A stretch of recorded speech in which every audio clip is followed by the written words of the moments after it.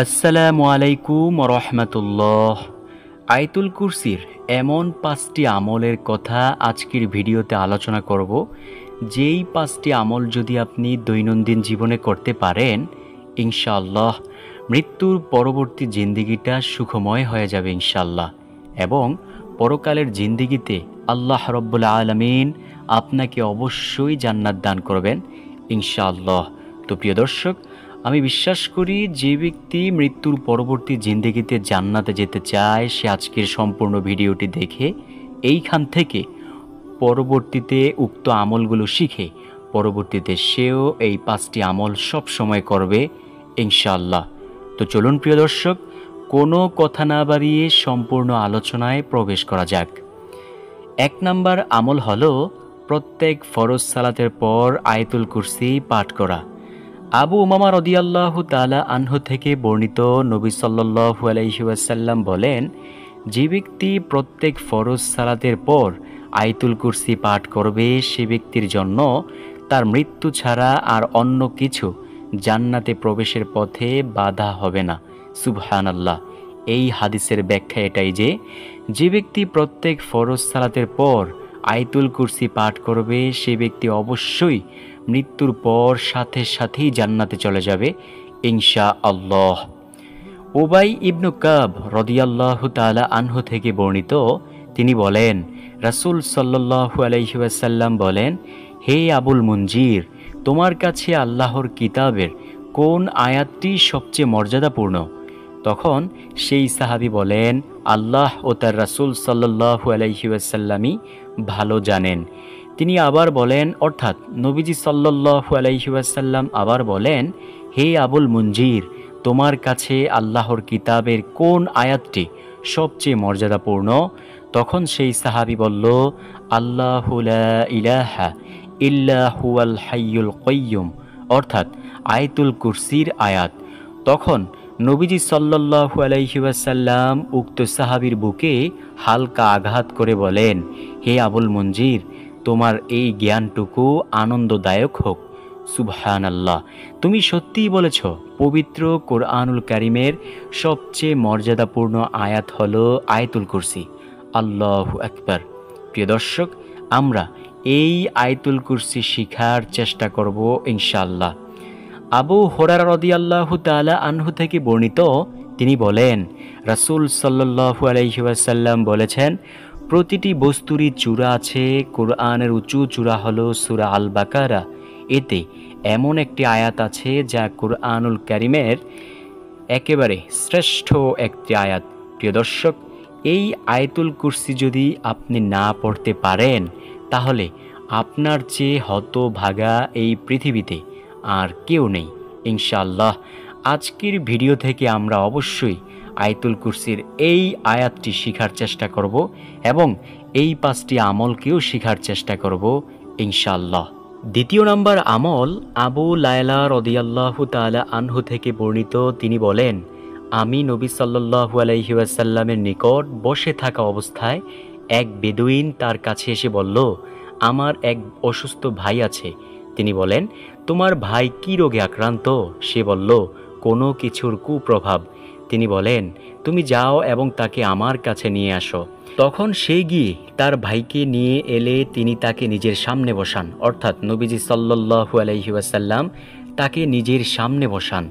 আমি শুনতে পেলাম তিনি সূরা ফাতিহা, সূরা বাকারার প্রথম 4 আয়াত, মধ্যখানের 2 আয়াত, 163 ও 164 নং আয়াত, আয়াতুল কুরসি, সূরাতুল বাকারার 255 নং আয়াত এবং সূরা বাকারার শেষ 3 আয়াত এবং আল ইমরানের একটি আয়াত, তিনি বলেন, আমার মনে হয় 18 নং আয়াত পড়েছিলেন, এবং সূরা আরাফের 1 আয়াত, 54 নং আয়াত, সূরা মুমিনুনের 1 আয়াত, 117 নং আয়াত, সূরা জিনের 1 আয়াত, 3 নং আয়াত, সূরা সাফাতের প্রথম 10 আয়াত ও সূরা হাশরের শেষ 3 আয়াত, 22, 23 ও 24 আয়াত, সূরা ইখলাস, সূরা ফালাক ও সূরা নাস পড়ে তাকে ফু দিলেন।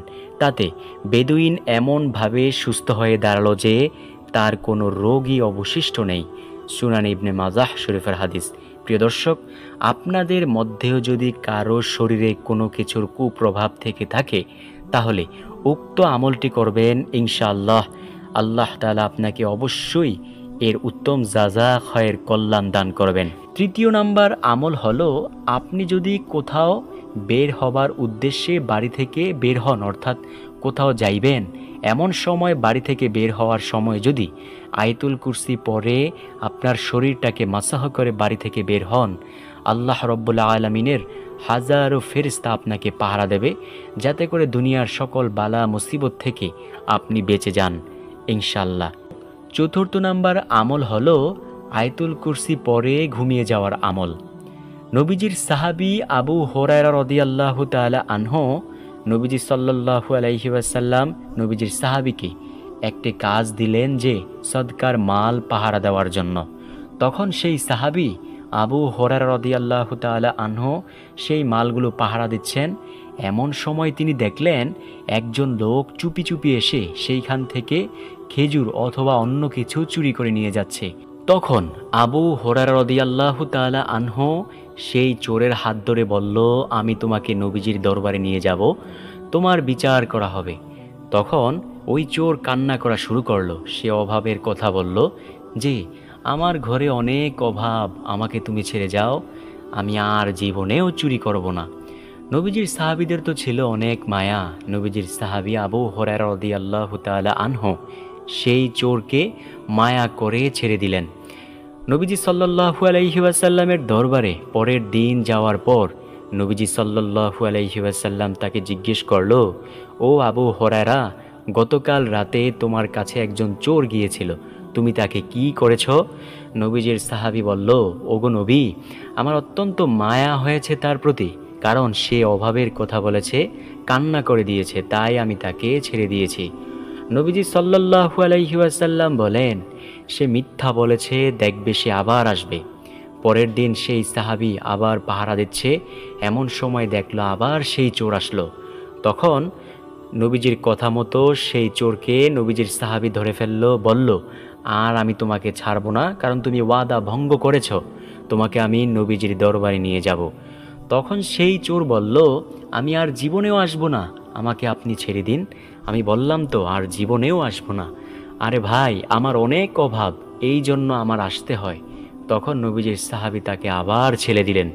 পরের দিন আবার নবীজির দরবারে গেলে নবীজি জিজ্ঞেস করলেন, ও আবু হুরায়রা, তুমি গত রাতের চোরকে কি করেছ? তখন নবীজির সাহাবী বলল, আমি তাকে আবার ছেড়ে দিয়েছি, সে অভাবের কথা বলেছে, তাই মায়া হয়েছে, আমি তাকে ধরে রাখতে পারি নাই, ওগো নবী, মায়ার কারণে আমি তাকে ছেড়ে দিয়েছি।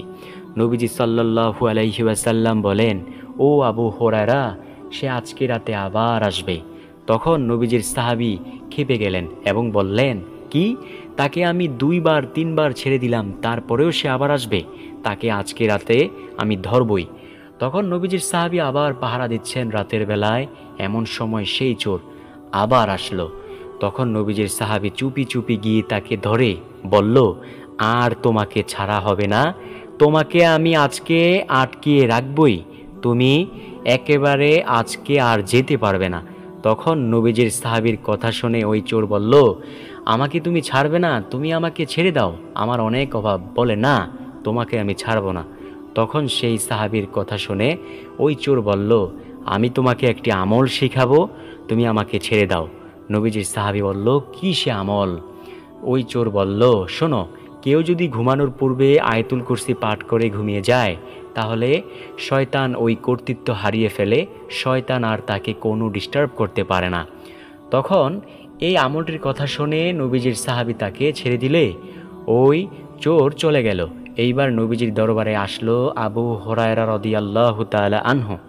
নবীজি জিজ্ঞেস করলেন, ও আবু হুরায়রা, গত রাতেও তো চোর আবার আসছিল, তুমি তাকে কি করেছ? তখন বলল, ওগো নবী, সে আমাকে একটি আমল শিখিয়েছে, যার কারণে আমি তাকে ছেড়ে দিয়েছি। নবীজি বলেন, কি সে আমল? তখন নবীজির সাহাবী বলল, ওই আমল, সে বলল, যে ব্যক্তি আয়াতুল কুরসি পড়ে ঘুমিয়ে যায়, তাকে শয়তান কোনো ডিস্টার্ব করতে পারে না। তখন নবীজি সাল্লাল্লাহু আলাইহি ওয়াসাল্লাম বলেন, ও আবু হুরায়রা, সে সত্যি বলেছে,